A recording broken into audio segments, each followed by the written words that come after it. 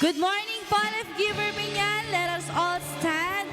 Let us praise the Lord. Alam niyo po, alam ko this week, no, marami tayong ginawa. Maybe some of us pagod. Pero alam niyo po na ang presensya at biyaya po ng Panginoon ay sapat po para sa atin. Amen. Let's clap our hands to the Lord.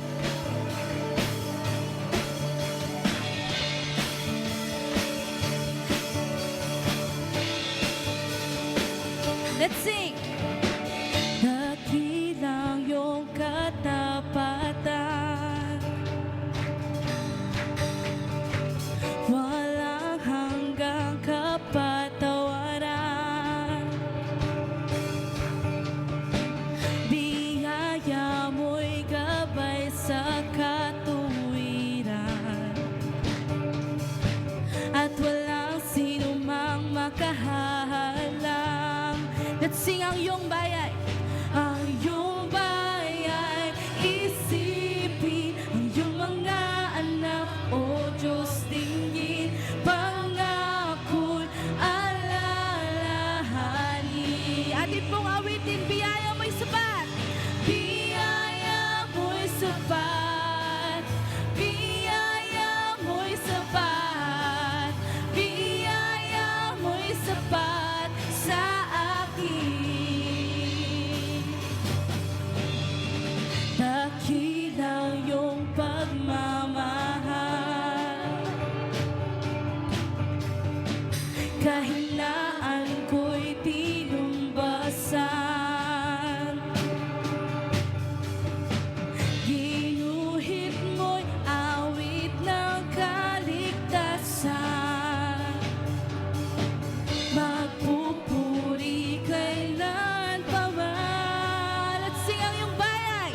Ang iyong bayay, isipin ang iyong mga anak, O Diyos, dinggin, pangako'y alalahanin.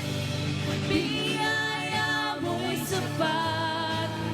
Biyaya mo'y sapat. Biyaya mo'y sapat sa akin. Let's sing, biyaya mo. Biyaya mo'y sapat. Biyaya mo'y sapat. Biyaya mo'y sapat sa akin. Let's sing ang iyong bayay.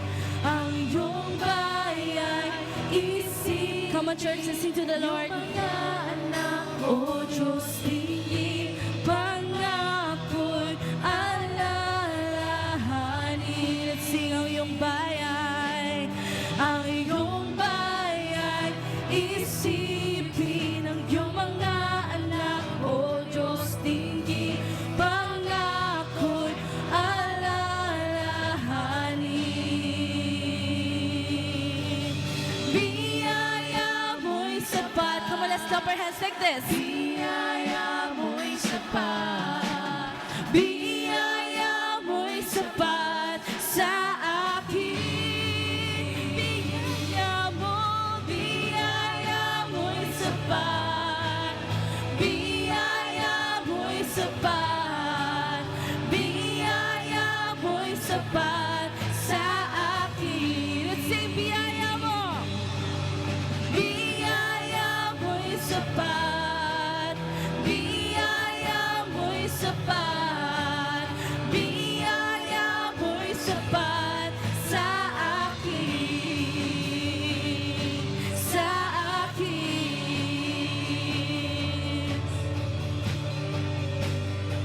Ikaw ay tapat sa akin. Oh. Come on, palakpakan mo ang Panginoon. Let's continue to worship the Lord. Let's continue to sing praises to God. Come on. Hey! Let's clap our hands like this. Come on, church. Hey! Oh, purihin ka, Jesus. Let's sing. Whoa, whoa, whoa. Whoa, whoa, whoa. Whoa, whoa, whoa. Whoa, whoa. we shout this one? Come on, kay buti. Kay buti mo, Panginoon ko habang buhay. Ika'y pupuri sa tinig ng aking taglay. Let's sing lahat ng tao. Lahat ng tao sa sanlibutan magtipon-tipon upang sambahin ka, purihin ka. Hallelujah, hallelujah, purihin ka, O Diyos Ama. Yeah, purihin ka. Hallelujah, hallelujah, purihin ka, O Diyos Ama. Purihin ka.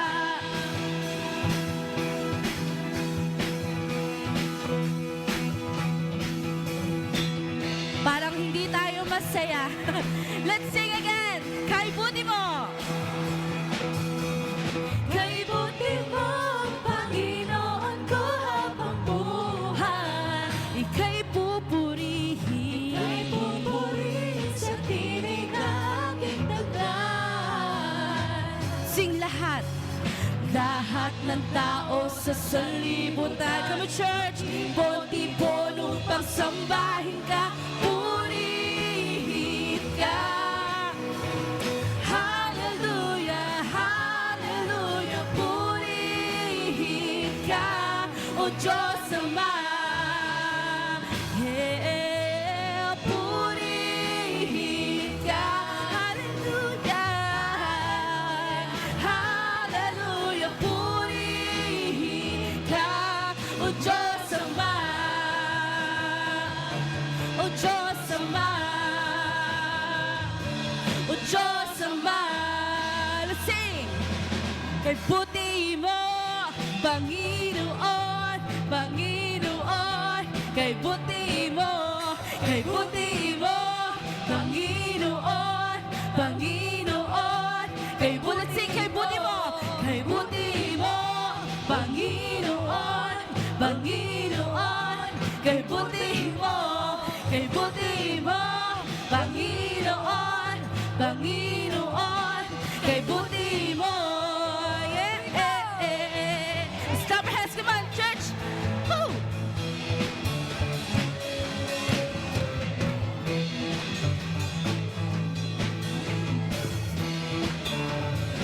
Let's sing. Kay buti mo. Kay buti mo, Panginoon ko habang buhay. Ika'y pupurihin sa tinig ng aking taglay. Let's sing. Kay buti mo. Kay buti mo, Panginoon ko habang buhay. Ika'y pupurihin sa tinig ng aking taglay. Let's sing lahat. Lahat ng tao sa sanlibutan magtipon-tipon upang sambahin ka. Let's clap our hands. Purihin ka. Hallelujah, hallelujah, purihin ka, O Diyos Ama. Purihin ka. Hallelujah, hallelujah, purihin ka, O Diyos Ama, O Diyos Ama.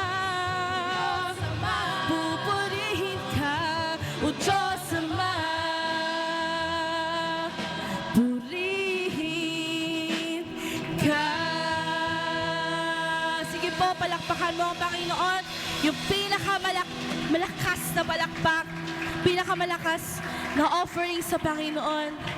Thank you, Jesus. Kay buti mo, Panginoon. Lord, wala kang katulad.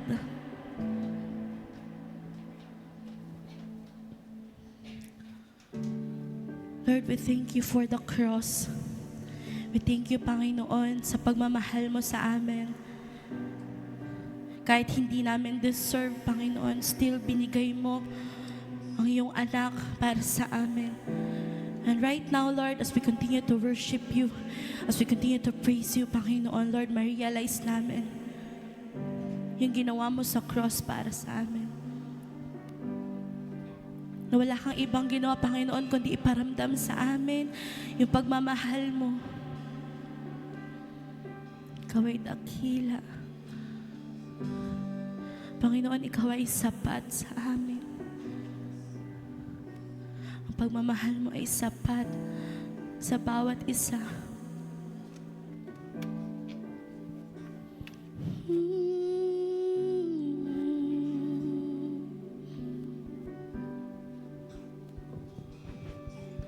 Ang cross ng Kalbaryo ang siyang alaala ng pag-ibig mo. Lahat ay iyong pasan, pagdaramdam kabiguan.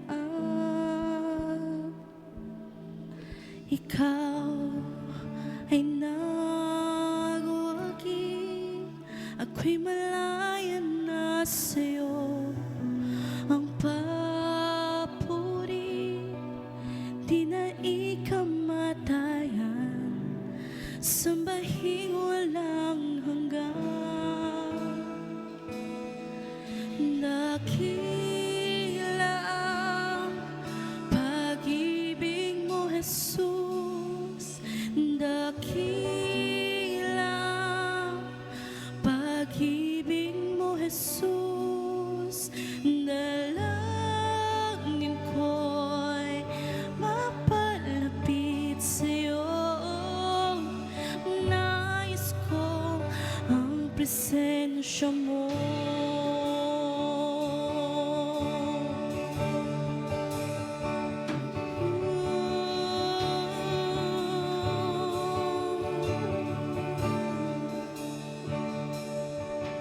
Ang cross ng Kalbaryo ang siyang alaala ng pag-ibig mo. Lahat ay iyong pasan, pag-aramdam kabiguan. Ikaw ay nagwagi, ako'y malaya na sa'yo.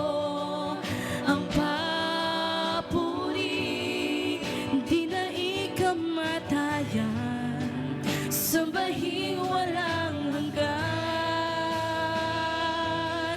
Dakila ang pag-ibig mo, Jesus.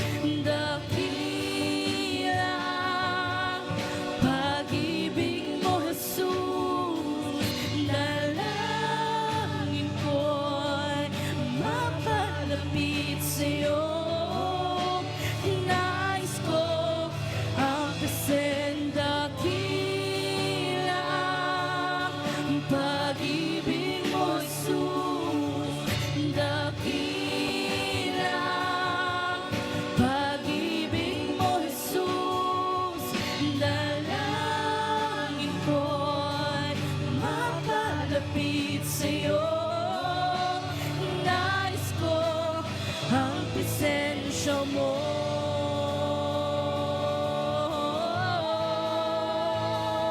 Ang nais ko yung presensya mo. Oh Diyos, pinupuri ka namin.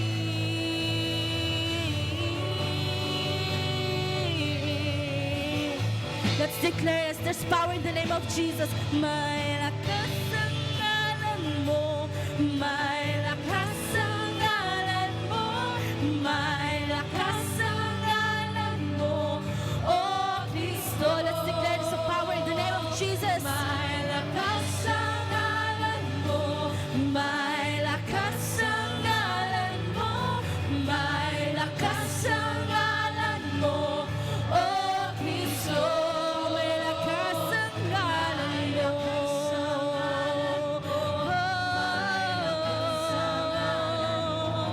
May lakas ang ngalan mo.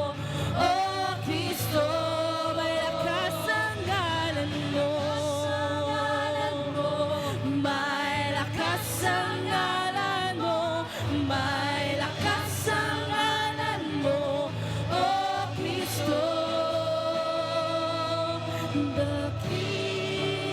ang pag-ibig mo, Jesus. Dakila ang pag-ibig mo, Jesus. Dalangin ko'y mapalapit sa'yo. Nais ko ang sendakila ang pag-ibig mo, Jesus. Dakila ang pag-ibig mo, Jesus. Dalangin ko'y mapalapit sa'yo. Nais ko ang may lakas sa ngalan mo, may lakas sa ngalan mo, may lakas sa ngalan mo, oh Cristo. Let's declare this. May lakas sa ngalan mo, may lakas sa ngalan mo, may lakas sa ngalan mo, oh Cristo. Let's sing may lakas. May lakas sa ngalan mo, may lakas sa ngalan mo, may lakas sa ngalan mo, oh Cristo. One more time. May lakas sa ngalan mo, may lakas sa ngalan mo, may lakas sa ngalan mo, oh Cristo. May lakas sa ngalan mo.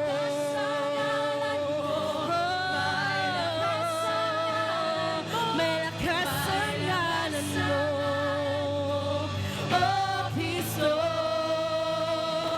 May lakas sa ngalan mo, may lakas sa ngalan mo, may lakas sa ngalan mo, oh Cristo.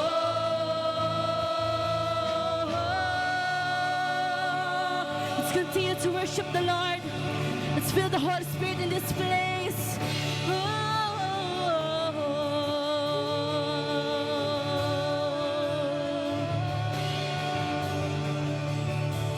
We welcome you in this place, oh God.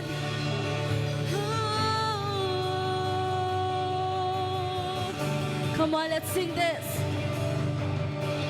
Narito sa iyong presensya, sa walang humpay mong grasya, binihag na pag-ibig mo.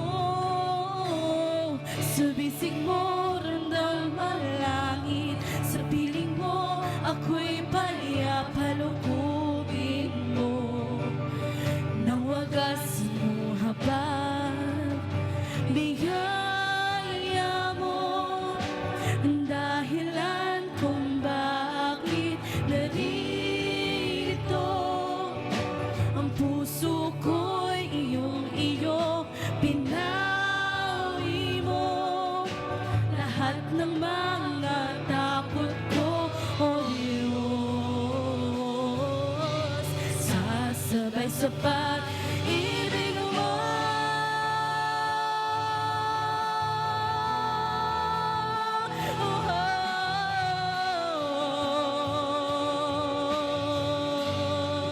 Pag-ibig mo, Diyos. Purihin ka. Let's sing ang pag-ibig mo. Pag-ibig mo ang siyang nagbabago.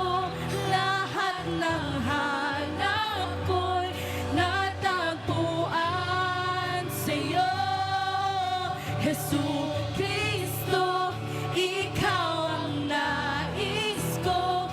Dinggin ang sambo ko, mapalapit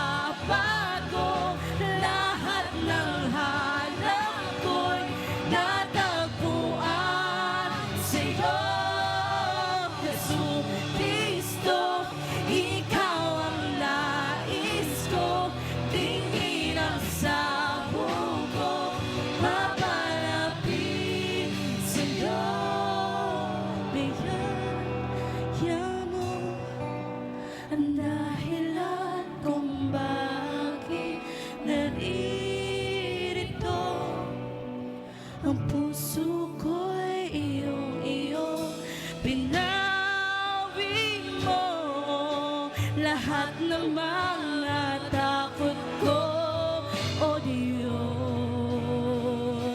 sa pag-ibig mo.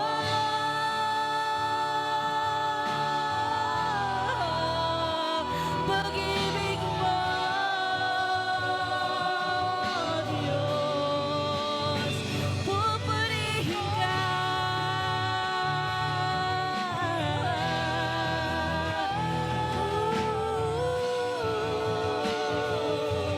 Let's sing, pag-ibig mo. Pag-ibig mo ang siyang nagbabago. Lahat ng hanap ko'y natagpuan sa'yo. Jesus Cristo, ikaw ang nais ko. Tingin ang samo ko, mapalapit sa'yo.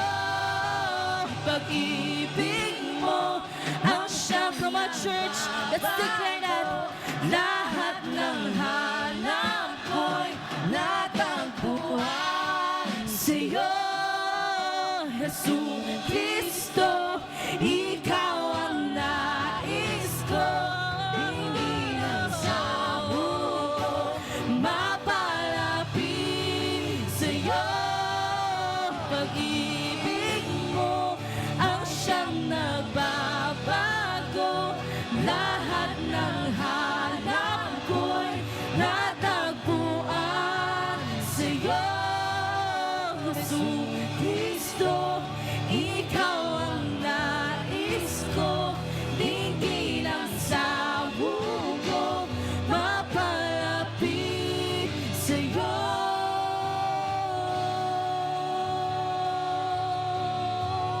Come on, palakpakan natin ang Panginoon. Thank you, Jesus. Come on, malakas na palakpak.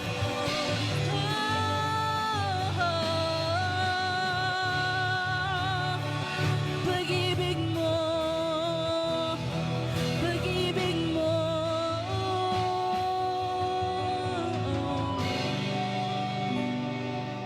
Lord, pag-ibig mo ang aming nais.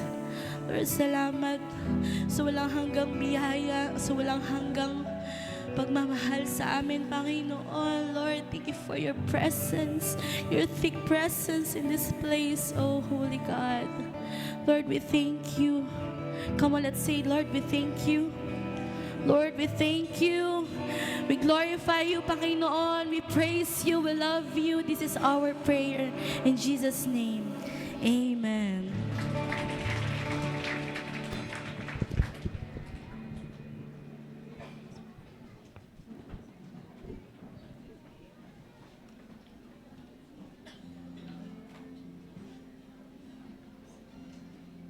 Good morning po, Life Giver Binyan.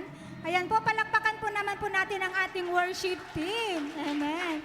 Dahil sa worship pa lang, grabe na po ang presensya ng Panginoon.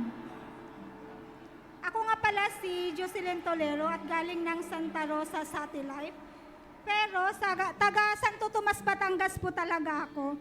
Hindi po hadlang ang layo para lang makarating dito. Yan po ay para kay Lord. Nung nalaman ko po na ako yung magigiving testimony, parang nag-alilangan ako. Karapat-dapat ba talaga akong tumayo dito para mag-share ng aking testimony about sa giving? Kasi nung mga nakarang buwan, mga CEO po ang nakatayo dito at yung mga nagbigay po ng ating first fruit nila. Ako, ano ba ang binigay ko kay Lord?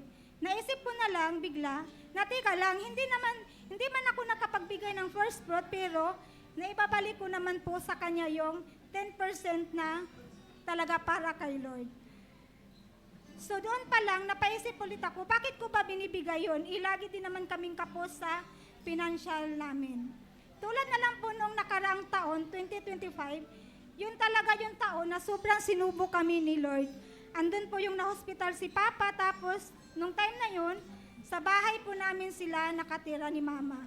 Ang laki ng bill namin sa hospital, hindi namin alam magkakapatid kung saan po namin yun kukunin. Pero ang Lord, hindi po talaga siya nagkulang. Nag-provide po siya, hindi man po namin nabayaran lahat, pero may tao talaga siyang pinadala para makalabas si Papa sa hospital na yun at nailipat po namin siya sa Provincial Hospital ng Batangas City. Fast forward po, nakalabas po si Papa at nag-zero balance po kami at doon sa nilipatan naming hospital. Fast forward po ulit, puro tayo fast forward. Makalipas lang ang ilang buwan, binawian po si Papa ng buhay. Sa dusi po na namatay po siya noong June 2025.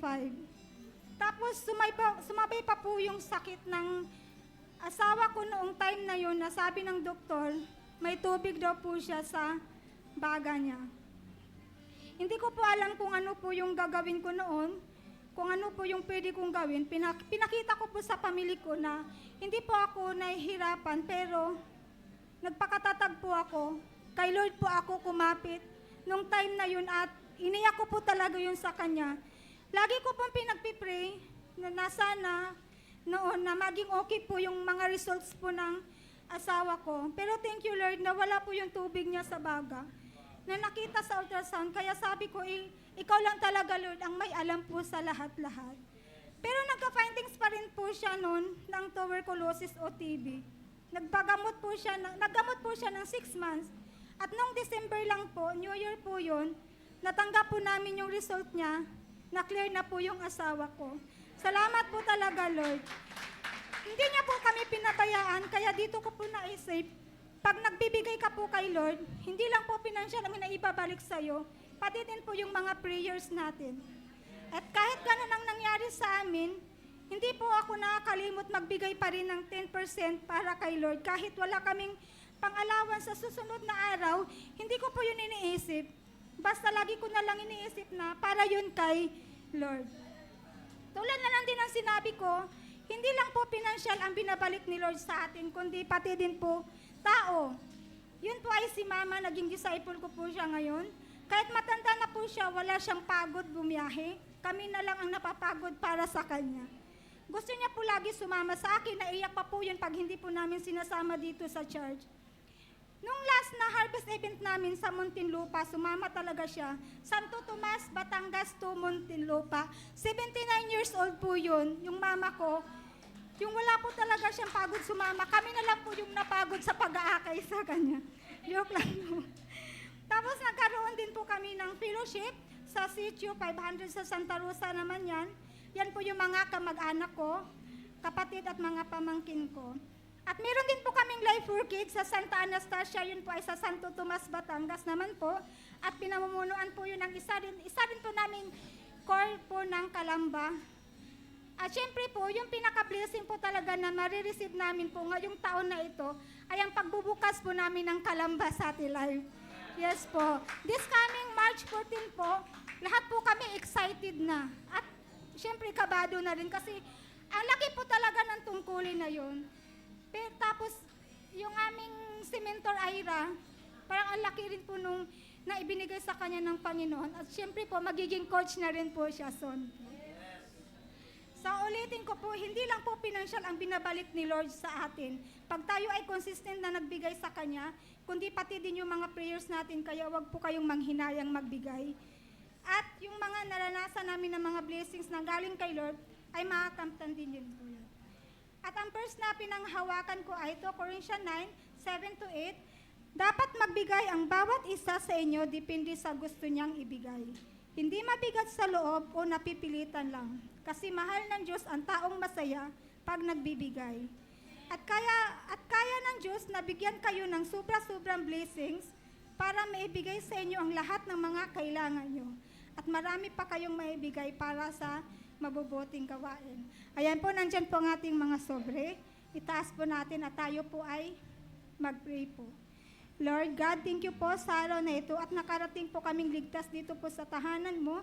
I-bless mo po ang mga taong nagbibigay sa iyo, Lord God, at yung mga hindi man po able magbigay. Ikaw na po sanang bahala, Lord, ang mag-provide sa kanil na mga pangailangan. Pangailangan nila siksik, liglig po ang matanggap namin na blessing galing sa iyo, Panginoon. Thank you, Lord. We praise you. We love you in Jesus' name. Amen. Ayan po, nandyan po ang ating mga usher, mga ganda at pugi. Yes, ibibigay po nila mga basket. At sa ating online naman po, nandyan po ang EUB account at GCash account po kung gusto nyo pong mag-share din po ng inyong tithe. Ayan po, sino po ang excited? Na makarinig po ng word ni God. Amen po ba? Kaya wag na po nating patagalin pa. I-welcome po natin ang pinakamaganda sa Life Giver Muntinlupa sa Life. Anointing na at grabe po talaga siya mag-serve kay God. Welcome po natin si Coach Nikki Ann Bombay.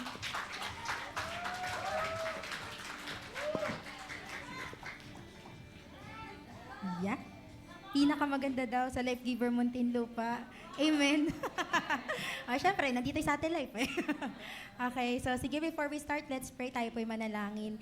Heavenly Father, we thank you for this morning, oh God. Thank you dahil muli ka na namang mangungusap sa amin. Open up our hearts, open up our minds, Panginoon. We allow you to move in our hearts right now at ikaw po ang siyang mangusap at kumilo sa amin personally, O Diyos. Salamat po, minsan pa pinapupurihan ka namin sa pangalan ni Jesus. Amen. Yan. So, good morning, Life Giver family. Okay lang po ba, palakpakan naman po natin si Lord sa buhay po ng ating worship team. Diba? Grabe dinala tayo sa grabe yung atmosphere no ng lugar na ito kanina habang nagwo-worship. And also po sa buhay po ni Tita Jocelyn, 'di ba? Grabe po ang ginawa ng Panginoon sa kanya through giving. Amen. So kamusta po kayong lahat? Ayan, sabihin mo naman sa katabi mo, masaya ako nandito ka. Okay, so as we all know, no, ang mga pastors po natin at full-timers ay nasa Taiwan. So, kaya naman, it's a privilege to speak po sa inyo ngayong umaga. Ayan. So, since ang February po ay Love Month, okay? So, before po ito matapos, napansin nyo ba na every February, iba ang vibe? Di ba iba yung vibe ng February? Di ba iba yung vibe ng mundo? Ang daming puso, ang daming flowers, ang daming I love you. Uy. Sa social media, nako, ang daming sweet posts. Kala mo, di nag-aaway. Di ba? Sa mga grocery stores, naka-buy one, take one ang mga chocolates. Okay, ang daming surprises, ang daming dates and efforts. Hindi naman ganyan ang vibe pagka November, di ba? Hindi naman siya yung, uy, November na, ramdam ko yung love. Di ba? Pagka November, ano nararamdaman nyo? Kinikilabutan ako. Di ba? Grabe ba yung naramdaman ko? Na hindi ganun kapag November. Iba po ang kilig na hatid ng February. Totoo po talaga na love is in the air. Di ba? Sino dito yung wala naman jowa nun? Tapos nung alam niya magfe-February na, parang gusto ko na magka-jowa. Kasi February naman, gusto ko matanggap ng flowers and chocolates. Di ba? No, iba po ang nagagawa ng love. Amen? Pero let me ask you this. What happens when love is not sweet anymore? Paano na lang kung ang pagmamahal ay nag-betray? Diba? What happens kung yung pinili mo pumili ng iba? Aray mo ha. Diba? Kasi madaling magmahal kapag mutual, diba, yung nararamdaman. Madaling magmahal kapag sweet kayo. Madaling magmahal kapag loyal. Diba? Pero paano kung niloko ka? Paano kung iniwan ka? Paano kung paulit-ulit kang sinaktan? Would you still love? Mamahalin mo pa rin ba kahit na ganun ang ginawa? Oh, yes! So this morning, pag-uusapan po natin ang isang love story. Story na hindi po pang K-drama. Hindi pang rom-com. Hindi mala fairy tale. So this is a painful story. Isa pong love story na may betrayal, may kahihiyan at may brokenness. So let me share to you the story of Hosea and Gomer, ang storya ng isang wagas na pag-ibig.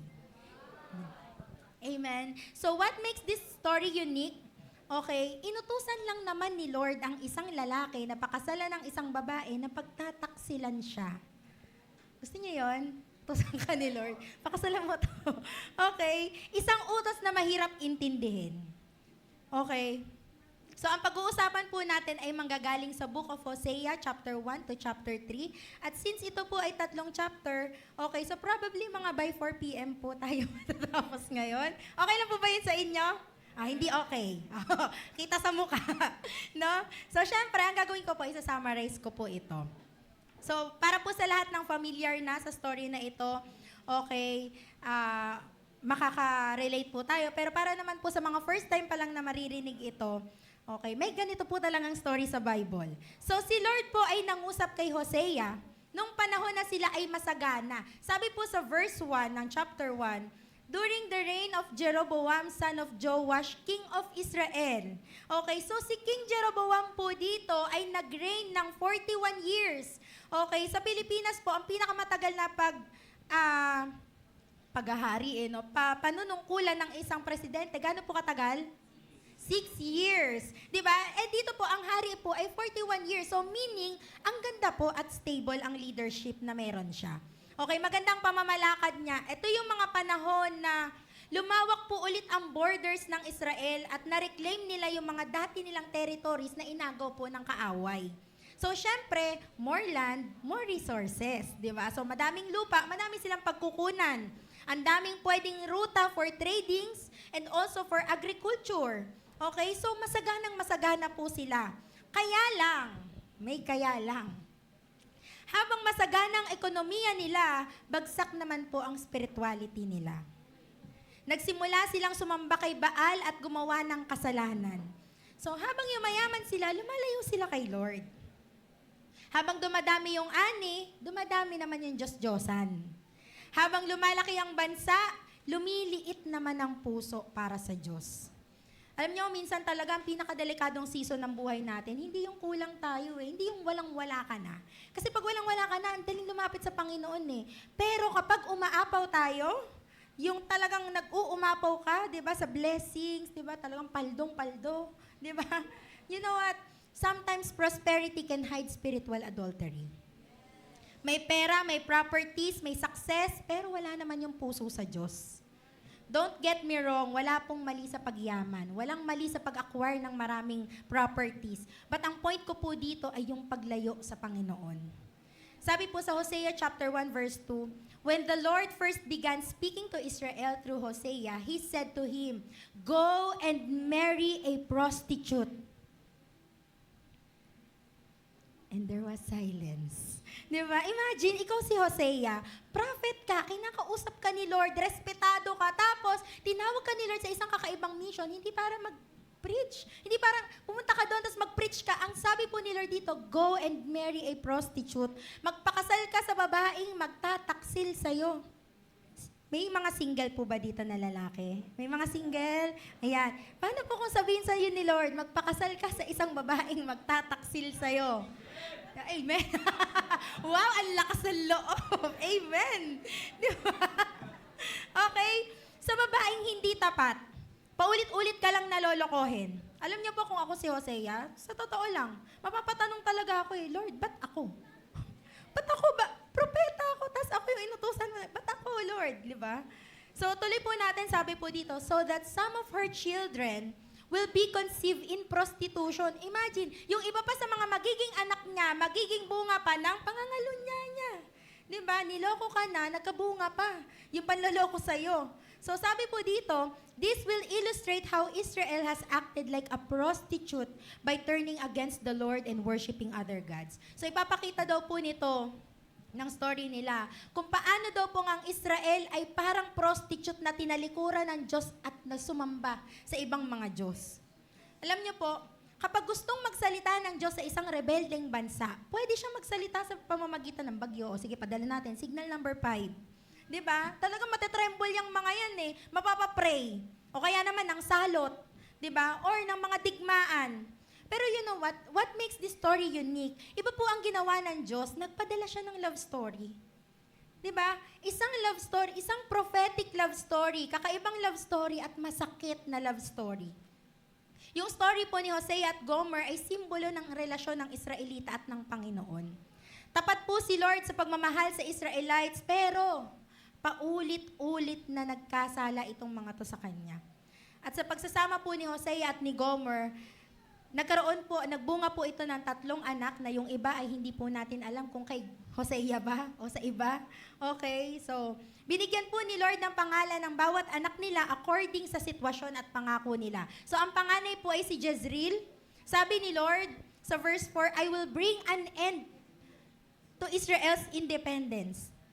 So si Jezreel po ay, ang ibig sabihin, ito po ay sign ng paparating na judgment ng Diyos sa Israel dahil po sa kanilang mga kasalanan.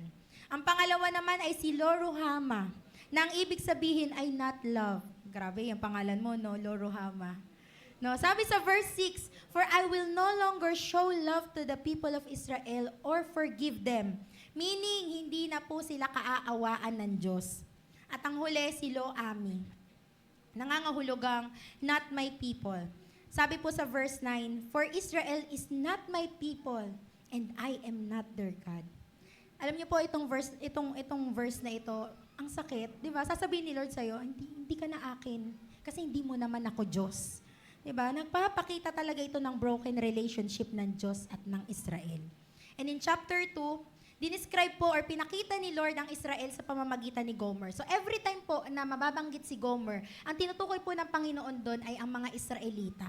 Okay, so pinapakita po dito kung paano iniwan ng Israel ang Diyos at sumunod sa ibang mga Diyos. Sabi nga po ni Hosea sa Hosea 2 verse 2, ganito niya po dinescribe yung si Gomer. "Pakiusapan mo ang nanay mo. Makiusap ka dahil hindi ko na siya asawa at kami ay hiwalay na. Pakiusapan mong itigil na ang pagiging prostitute niya at ang pagtataksil niya." At sa verse 5, sabi pa, "Walang hiyang prostitute ang nanay nila. Ang nagbuntis sa kanila ay kahiya-hiya. Sabi niya, hahabulin ko yung mga kalaguyo ko. Pinapakain nila ako at pinapainom. Binibihisan ng wool at linen. Binibigyan ng mga olive oil at wine na maiinom." So dito po, pinapakita na iniisip ng Israel na yung prosperity na meron sila, lahat ng kasaganaan na meron sila, ay galing po sa ibang Diyos at hindi kay Lord. So imagine that time po, no? Alam na po nila yung story kung paano po sila pinalaya ng Panginoon from Egypt. Tapos inisip nila, grabe, yung prosperity na meron ako ngayon galing kay Baal. Diba?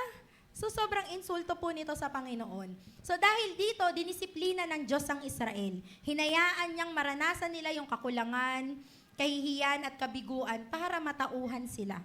So hindi po ito yung parusa na may galit. Disiplina po ito na ang goal ay ibalik ang puso nila sa Panginoon.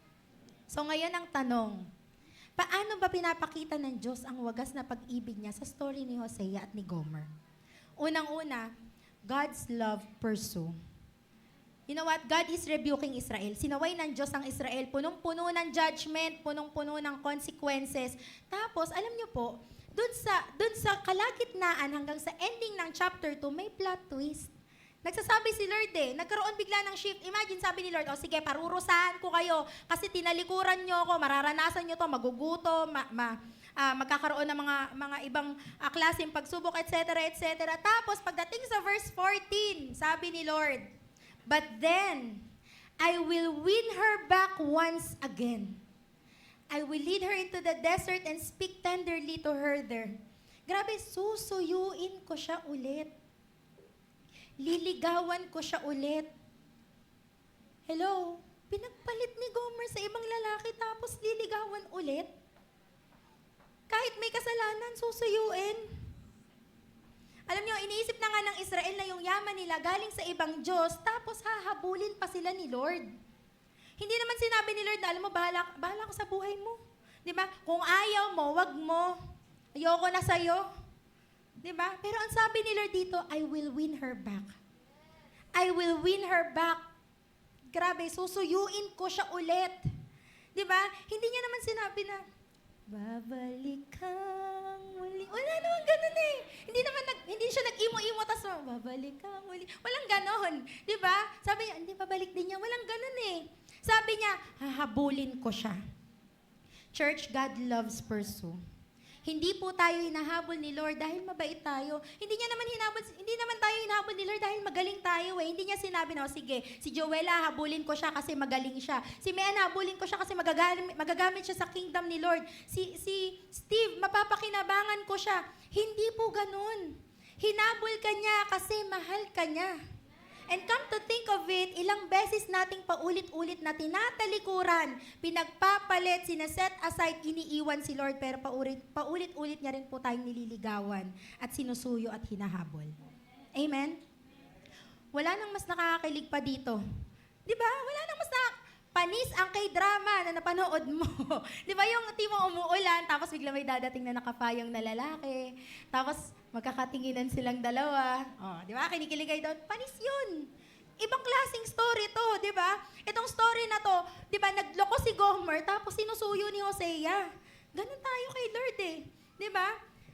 Kahit ilang beses nating paulit-ulit na talikuran ng Diyos, hinahabol pa rin tayo ng pagmamahal niya. Naalala ko nga po nung high school. Nung high school ako. Baka po may makaalam ng edad. Okay. Meron pong term yung mga kalalakihan na ganito. Ewan ko po kung sino makaka-relate dito. Bakit kita habulin? Ano ka, chicks? Di ba pagka ganun yung term, ano yung ibig sabihin nun? Ano ka, maganda? Ba't kita habulin? Ba't kita susuyuin? Di ba? Gen Z ha? Ganun yun. Ano ka, chicks? Di ba? Bakit? Maganda ka ba at hahabulin kita? Di ba? But you know what, church? Lord, na tong humahabol sa'yo, ayaw ka pa ba? Di ba?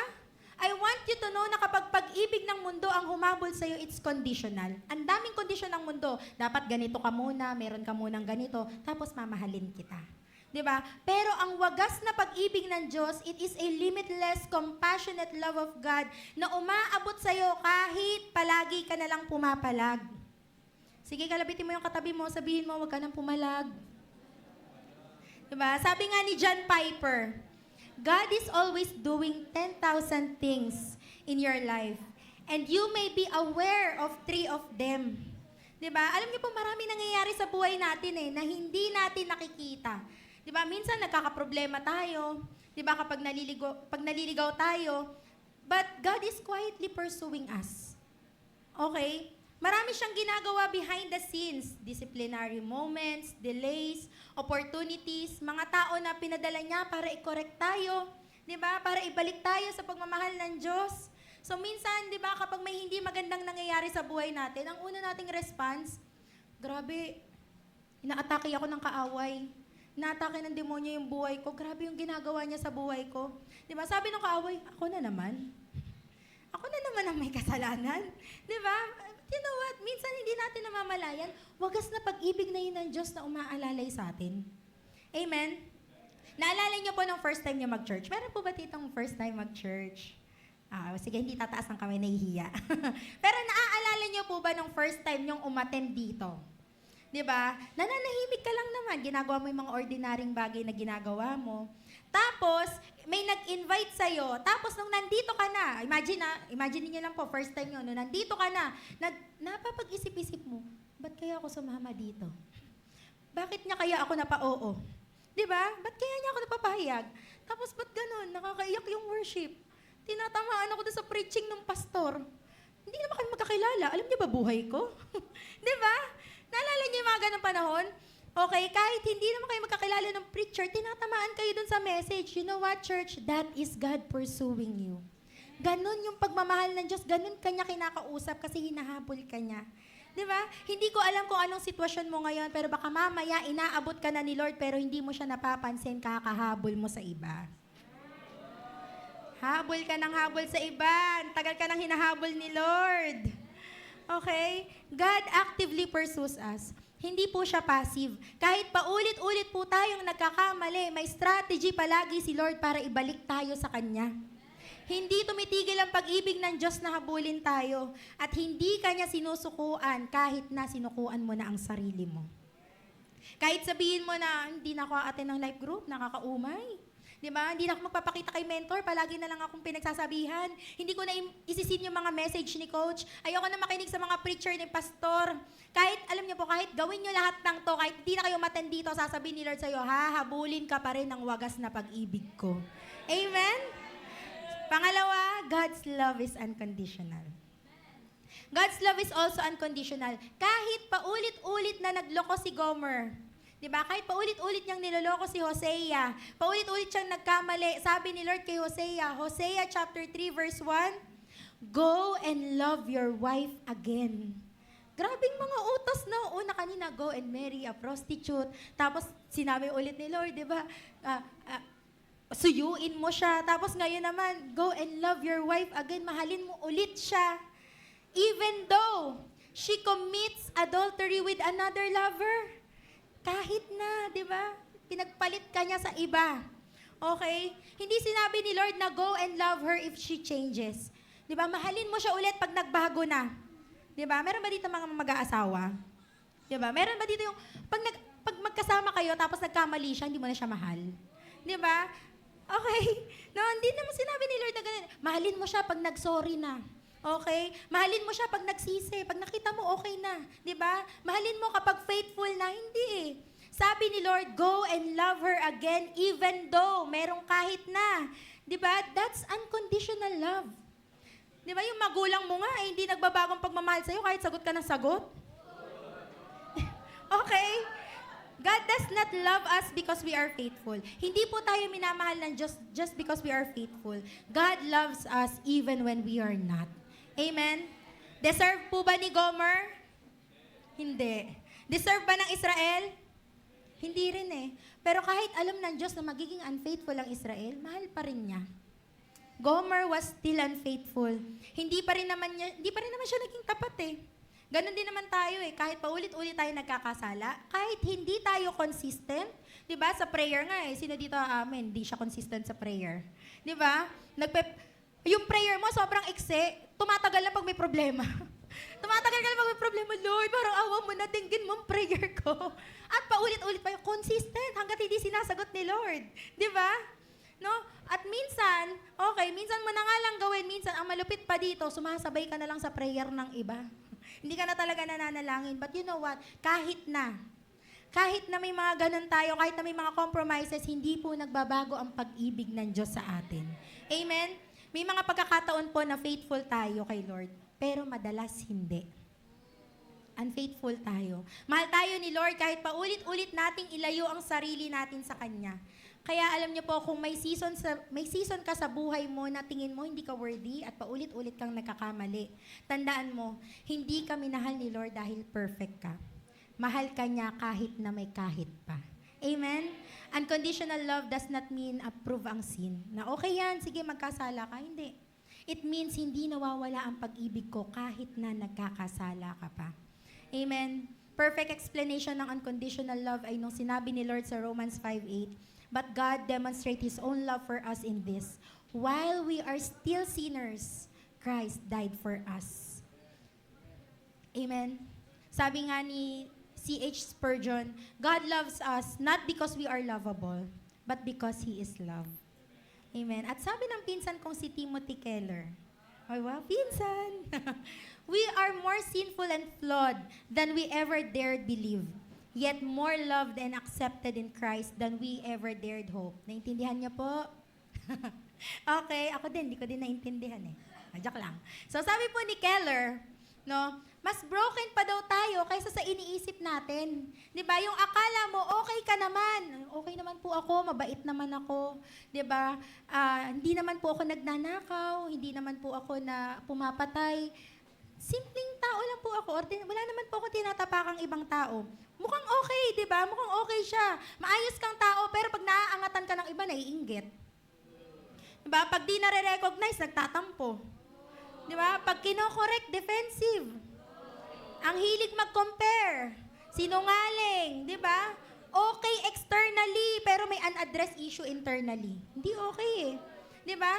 Sabi ni Keller, mas marami tayong pagkakamali, insecurities at weaknesses. Pero here's the good news. Mas sobra po ang pagmamahal at pagtanggap ng Diyos sa atin kaysa sa inaasahan natin. Amen? Mas malala ka pa sa palagay mo. Tignan mo yung katabi mo, mas malala pa yan sa inaakala niya. But you know what? Mas mahal ka ni Jesus kaysa sa inaasahan mo. Amen? And last, number 3, God's love restores. Sabi po sa Hosea chapter 3 verse 2 to 3, so I bought her back for 15 pieces of silver and 5 bushels of barley and a measure of wine.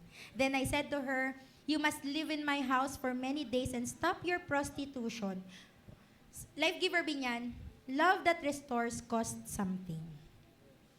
Huwag niyo pong i-miss ito. Tignan niyo pong maigi ah. Sabi po dun sa verse, so I bought her back.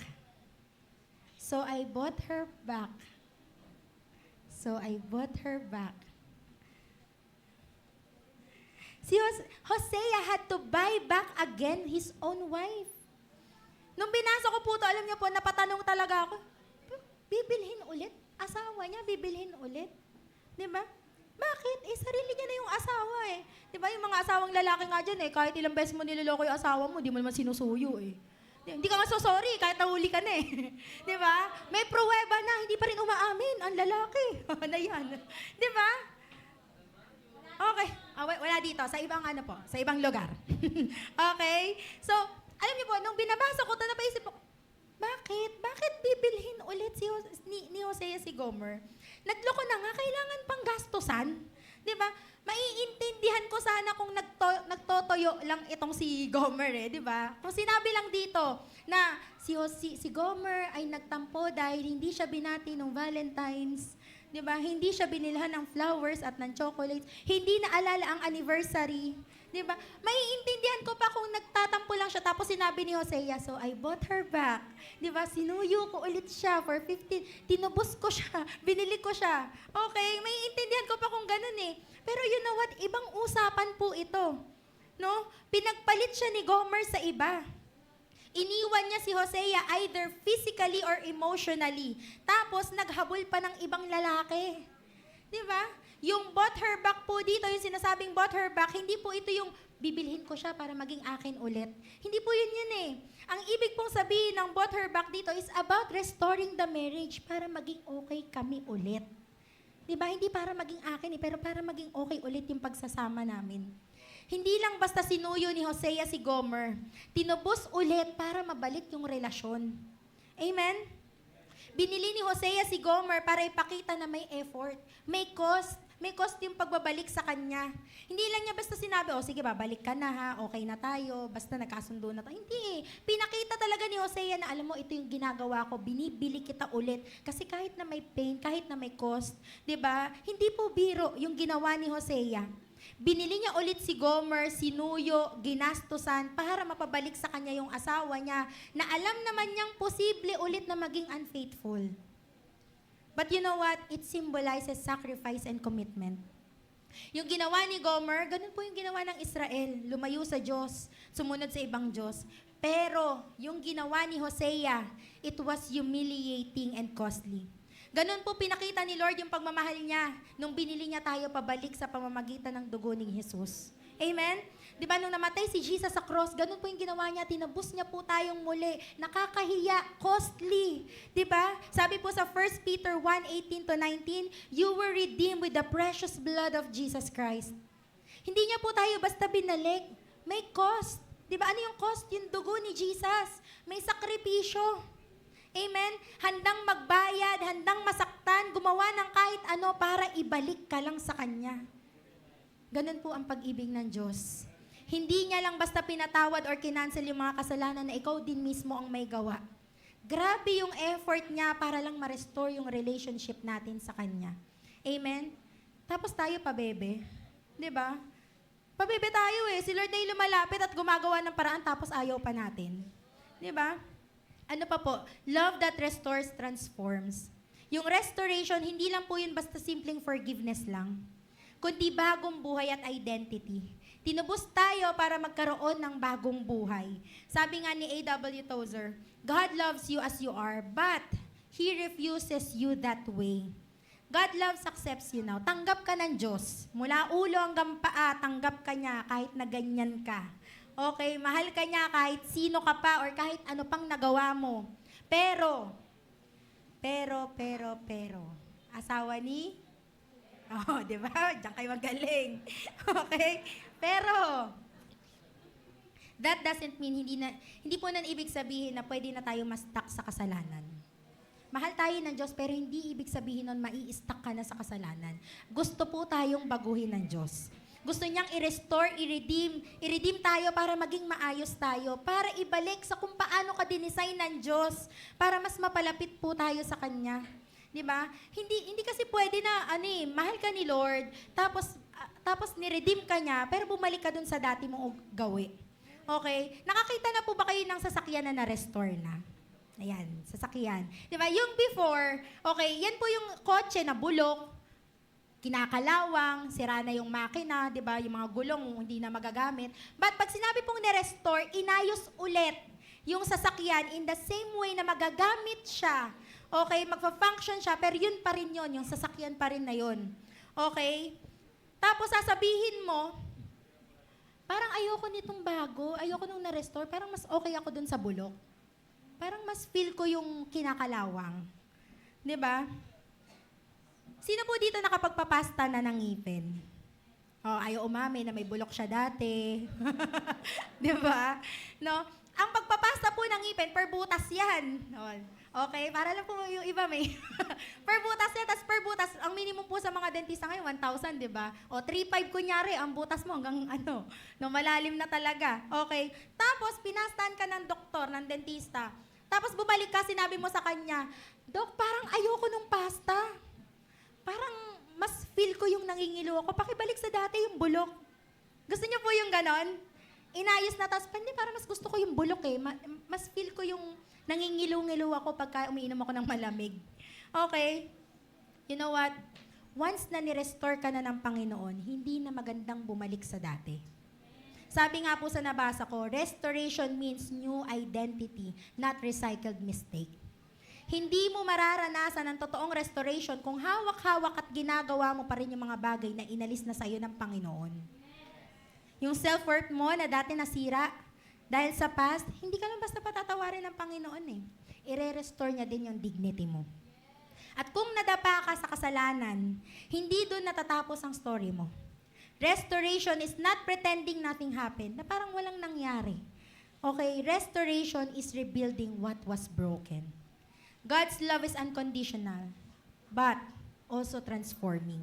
Mahal ka ni Lord. Kahit nasan ka man ang buhay mo ngayon, okay, pero ang wagas na pag-ibig ng Diyos, hindi ka iiwan sa luma mong pagkatao. May restoration, may transformation. Grabe po ang pag-ibig ng Diyos, sacrificial, persistent, and transformative. Okay lang po ba palakpakan naman natin yung pagmamahal ng Diyos? Amen. Alam niyo po, hindi ka lang basta pinatawad ng Diyos. Binago at binubuo ka niya ulit. Amen. Binili ka pabalik from slavery, from shame, from sin. That is restoration. Ang daming tao nagsasabi, Lord, ayusin ko muna yung buhay ko bago ako bumalik sa'yo. Ayun, hindi na sila nakabalik. Di ba? Listen to me, church. Kaya nga, kailangan mong bumalik eh. Kasi hindi mo kayang ayusin mag-isa. Hindi mo kayang ayusin mag-isa. Sabihin mo sa katabi mo, ano pang inaantay mo? Balik na. Okay?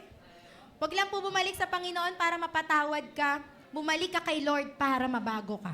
Amen? Hayaan mong pagalingin ka ng Diyos sa mga bagay na sumira sa'yo. Sabi nga po ni Billy Graham, God does not change us so that He can love us. He loves us so He can change us. So ngayon, na alam na po natin kung ano yung wagas na pag-ibig ng Diyos, ano po yung dapat na response natin? Unang-una, manatili sa pag-ibig ng Diyos. John 15:9, abide in my love, remain in my love. 'Di ba? Alam niyo po, hindi ka nabubuhay para hanapin ang pag-ibig ng Diyos. Nabubuhay ka dahil nandun ka na sa pag-ibig niya. Amen? Hindi natin kailangan patunayan ang sarili natin sa Diyos. Na, Lord, kaya kong patunayan sa iyo, kaya kong magbago. Hindi. Tinanggap ka na, minahal ka na, pinili ka na. Ang kailangan mo na lang manatili sa pagmamahal niya. Amen? So, spend time with God daily, not out of obligation, but of relationship. Pangalawa, hayaan mong baguhin ka ng pag-ibig niya. 2 Corinthians 5:14, for Christ's love compels us. Alam niyo po, ang wagas na pag-ibig ng Diyos ay hindi lang nagpapatawad. Nagtutulak po itong magbago. At kung talagang naranasan mo ang wagas na pag-ibig ng Diyos, hindi ka komportable, hindi ka na magiging komportable sa dati mong buhay. At kung hindi mo pa nararanasan, pero naririnig mo na ngayon, ay ganito pala yung wagas na pag-ibig ng Diyos. I want you to know na hayaan mong baguhin ka niya. Grace doesn't excuse sin. It empowers holiness. And last, ipamuhay at ipasa ang pag-ibig na ito sa iba. Sabi nga sa 1 John 4:19, we love because He first loved us. Alam niyo po, kaya tayo nakakapagpatawad. Kaya tayo nakakapagtiis. Kaya tayo nakakapagmahal ng mga taong mahirap mahalin. Kasi minahal muna tayo ng Diyos. Diba? Ang wagas na pag-ibig ng Diyos ay hindi po tinatago, pinapasa. Kung tayo nga di ba? Kung tayo nga, mahirap din naman tayong mahalin eh. Minahal nga tayo kahit hindi tayo karapat-dapat. So ikaw, tinawag ka rin ng Diyos na magmahal kahit na mahirap. Tapos na po ako.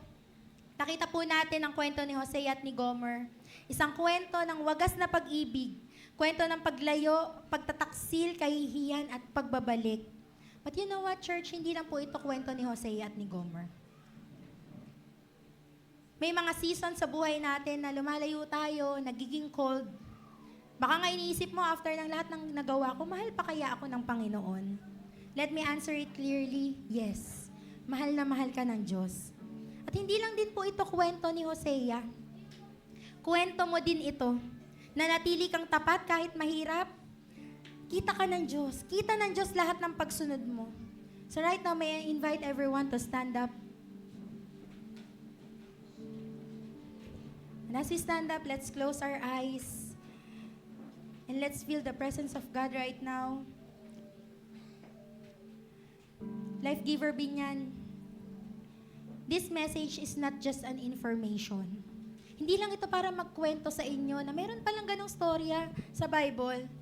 You know what? This is an invitation. Hindi ka dinala ng Diyos dito para lang makinig. Dinala ka ng Diyos dito para bumalik. Hindi ka dinala ng Diyos dito para husgahan. Hindi para ipahiya, kundi para yakapin muli. Baka may ilan sa atin dito naging masyado ng pamilyar sa pagmamahal ng Diyos.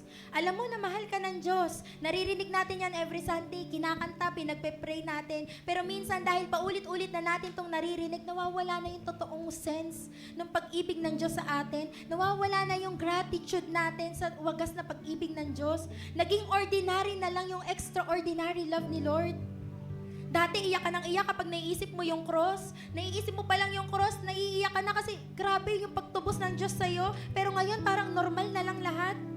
Dati sobrang grateful ka sa forgiveness na binigay ng Diyos sa'yo, pero ngayon parang expected ka na lang. This morning, God is calling you back. Hindi para i-condemn ka, kundi para i-refresh ang puso mo. So kung nararamdaman mo na naging kaswal na lang sa'yo yung presensya ng Diyos, kung alam mong may areas ka na naging complacent ka dahil okay lang, mahal naman ako ni Lord eh. This is your moment. Lumapit ka sa Panginoon and let God restore that all. Let Him revive your first love. And the cross is still powerful. His blood is still precious. His love is still holy. And if that's you, let's ask God to renew our hearts and make His love sacred again in our lives. This morning, I believe God is speaking to two people. Dalawang tao po ang kinakausap ng Diyos. Pero bago ang lahat, okay lang ba awitin muna natin tong awitin na ito?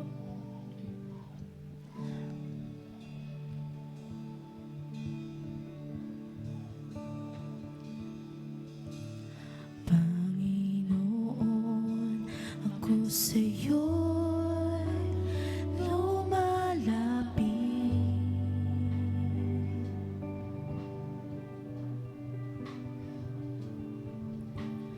aking panalangin, iyong dinggin.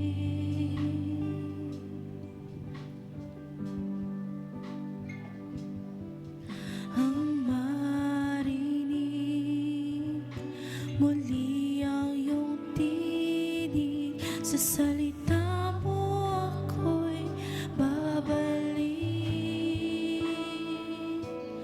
O Diyos, ako'y patawarin mo sa lahat ng kasalanan ko. Lumalapit sa wagas na pag-ibig mo.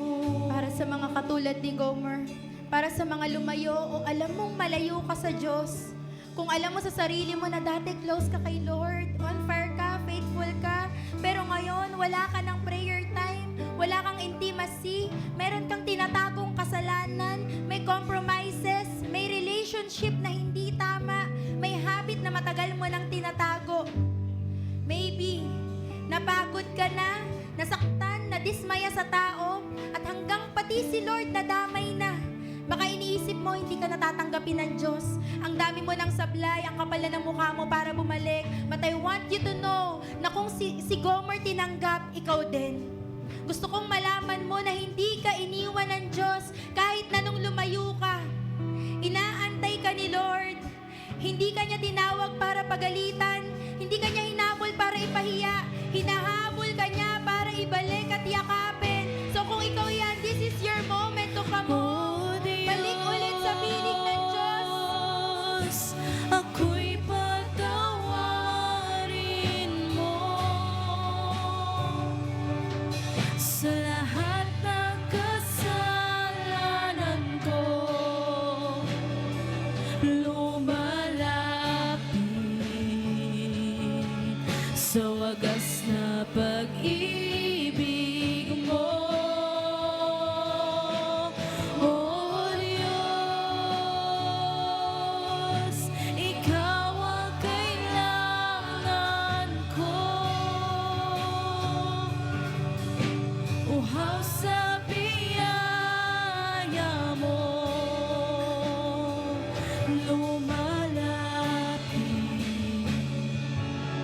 sa wagas na pag-ibig mo. Maybe yung iba dito, nanatili nga, pero malayo naman ang puso sa Panginoon. You still attend church, nagsiserve ka, nag-worship, pero parang routine na lang sa'yo ang lahat ng to.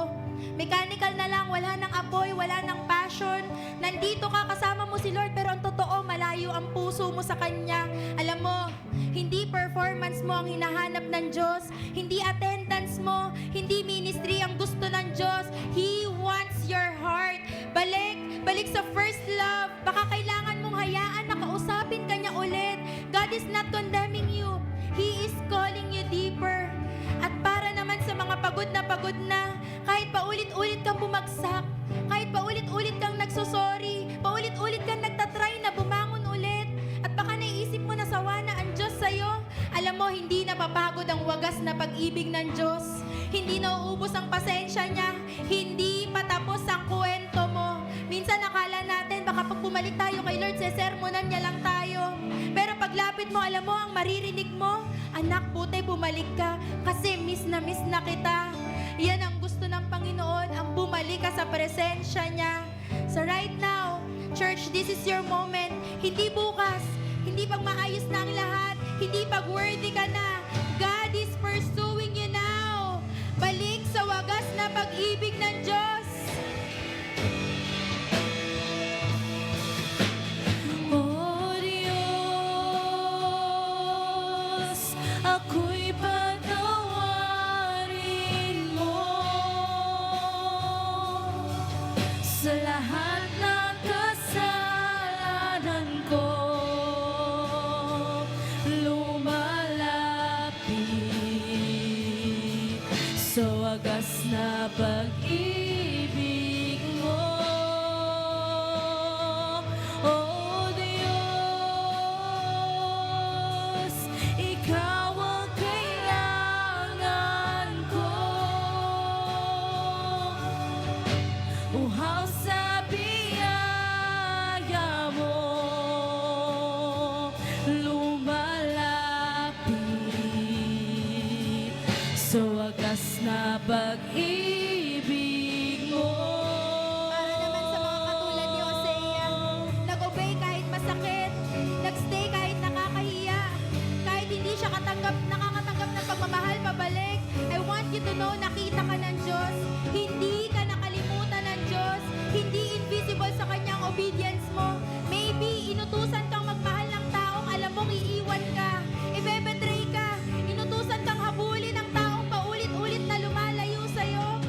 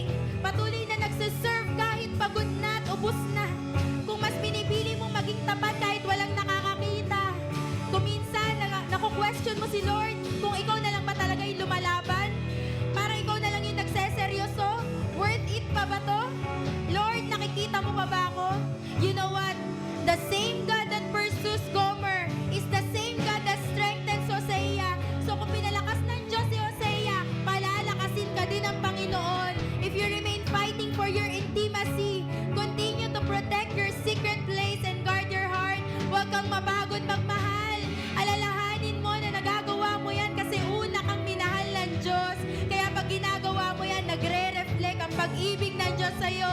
So right now, kung ikaw yung katulad ni Hosea, just worship the Lord with all of your heart. Inaalay buong buhay ko, hubugin mo o baguhin mo, itataas ka sa buhay ko.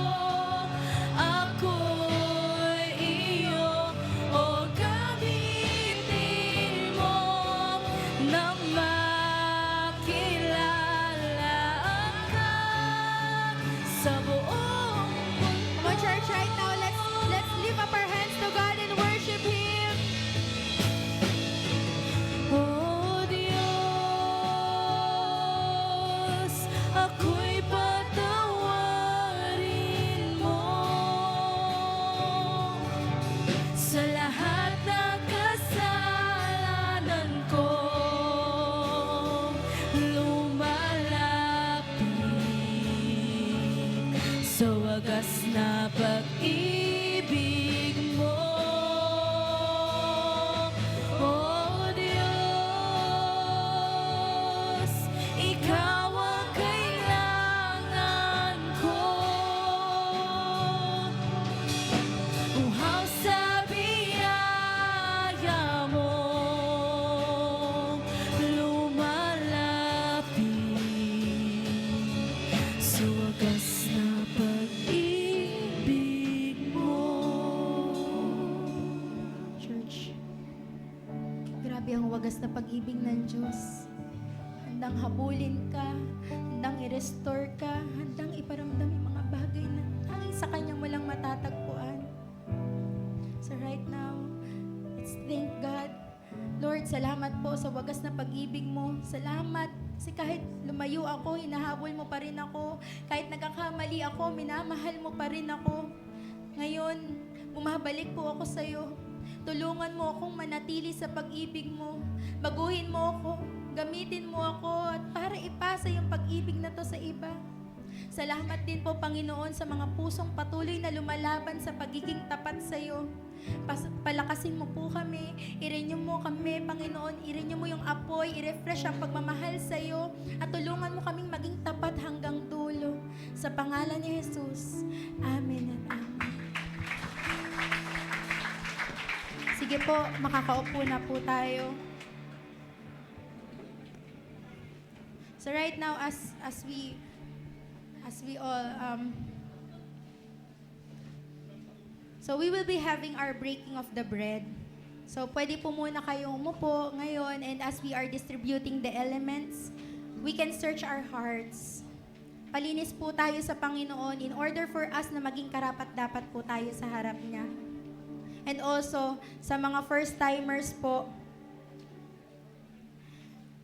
na meron po tayo ngayon, hindi po namin kayo ina-allow or bibigyan muna ng mga elements para mag-partake po sa ating breaking of the bread. For somehow, hindi niyo po ito naiintindihan. But for the next month, if you keep on attending until maintindihan po ang reason bakit po namin ito ginagawa, then we believe na alam niyo na po ito at pwede niyo na rin po kayo mag-partake ng ating breaking of the bread. So as we wait for the elements, let us all worship God. Ang cross ng Kalbaryo ang siyang alaala na pag-ibig mo. Lahat ay iyong pasan, pagdaramdam kabiguan. Ikaw ay nagwagi, ako'y malaya na sa'yo. Ang papuri, di na ikamatayan, sambahin walang hanggan. Dakila pag-ibig mo, Jesus. Dakila pag-ibig Jesus, dalangin ko'y mapalapit sa'yo. Nais ko ang presensya mo. So kung meron na po tayong lahat ng element, okay lang po ba? Tayo po tayong lahat.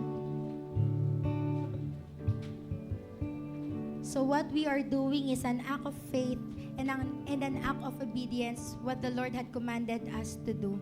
Ang ginagawa po natin ay ang pag-commemorate sa sakripisyo ng Panginoon sa krus para sa atin.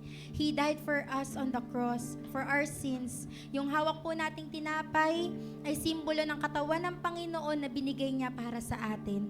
At ang cup naman na hawak mo ay simbolo ng dugo ng Panginoon na kanyang binigay para sa kalinisan at kapatawaran ng ating mga kasalanan.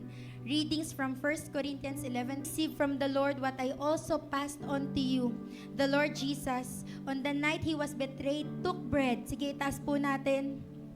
"And when He had given thanks, He broke it and said, 'This is my body, which is for you. Do this in remembrance of me.'" Sabay-sabay po natin kainin.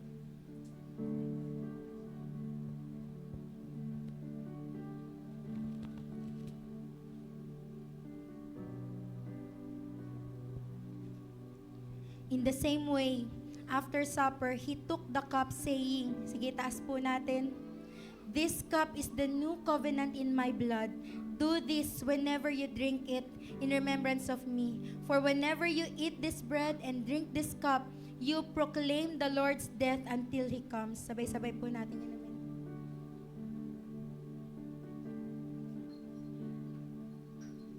Sige po, pasalamatan natin ang Panginoon.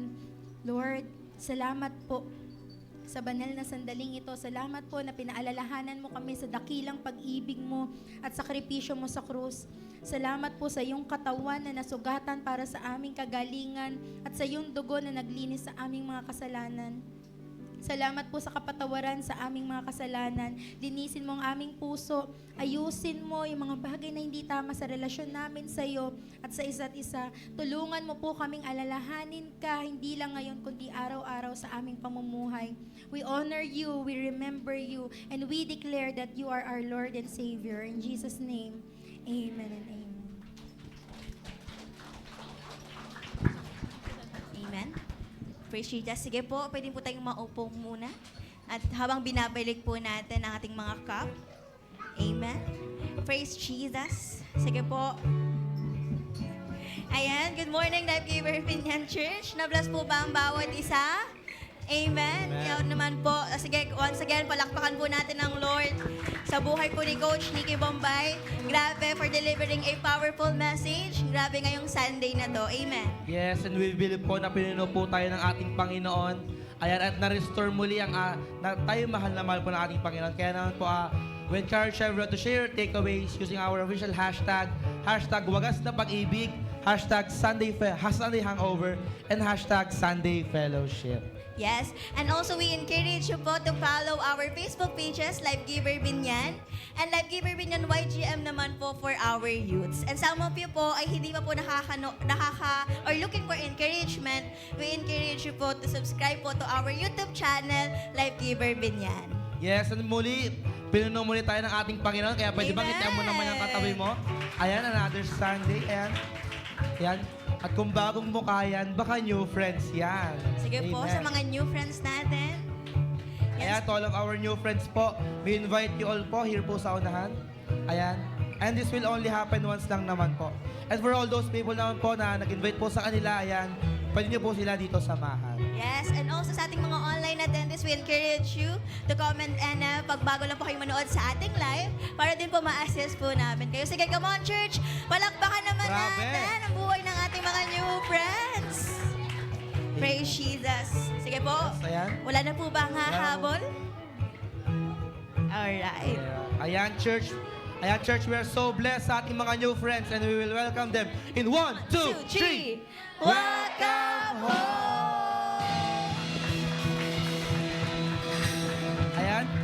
Ayan, church, we are so blessed sa ating mga new friends. Ayan, meron po kaming hinandang short fellowship.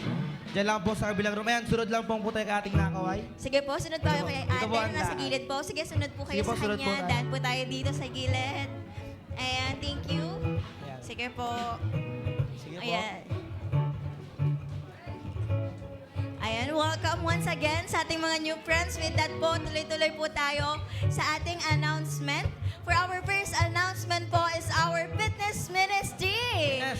Ayan, so we encourage you po na samahan niyo po kami mamaya 6 to 8 p.m. po yan, no? Sabay-sabay tayong maging healthy ngayong taon na to. Open po ito at any age. Ayan ka, see you po later. Amen. Are you ready, youths? Yes! Ayan, for our second announcement, ang ating pong Youth Gig Merch presents Love and Purity. Ayan, we encourage everyone, all of our youths po, to join us po sa atin pong Youth Gig Merch. Mamaya po ito, 2 p.m. here at Life Giver Binyan Central. Yes, amen. And also, we know na some of you po ay patuloy na may pinapanalangin, amen, sa ating mga family, friends. Kaya naman po, we encourage you na samahan niyo po kami every Monday to Friday po yan at 10 p.m. sa ating prayer gathering. Ayan, via online lang din naman po ito. Yes, and speaking of prayer po, ayan, we have some of us po ay may mga prayer requests. Ayan, ready na po ang ating mga prayer partners para po kayo ay ipag-pray. Yes, and also sa ating mga parents po and guardians po na may kids po sa ating kids room, pwede nyo po silang sunduin right our Sunday service. Ayan, and that's all po for our announcement. We invite everyone po to please stand up. Ayan, and we will call Coach Nicky Bombay for benediction.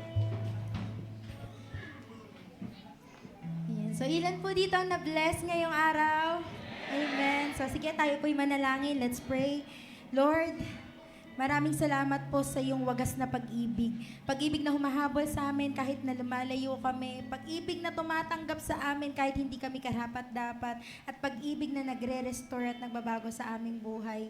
Panginoon, tulungan mo po kaming tumugon ng tama sa iyo, na manatili sa iyong pag-ibig araw-araw.